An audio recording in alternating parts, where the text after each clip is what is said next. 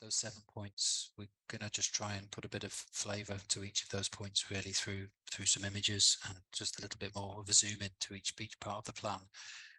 But we'll start on this plan, which is just this hierarchy. We've talked about the grain, we've talked about sort of picking up some of those historical patterns, but each of those streets, whether it's Fairfax, Rectory, Clayton, Poppythorn, they all have, in a way, they have a uniqueness of character, and that's what we want to try and play back into the village, really. That all these streets aren't all the same. They can all be different, and they all have to do different things. Some will carry vehicles, some will carry people, some will carry cycles, some will do all three.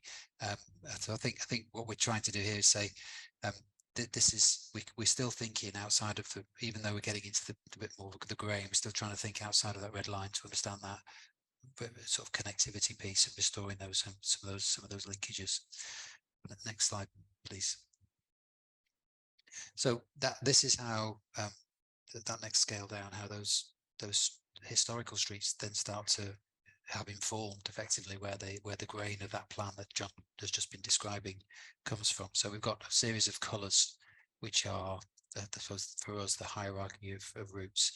Very New Road there on the left hand side, which we know is a very strong connector, and whilst it's outside of the red line, we do think there's huge opportunities to create some improvements to that as a place in itself, to allow that to become a proper village street, really, that has a good frontage, a place where people want to be on that place and then move through into the village core.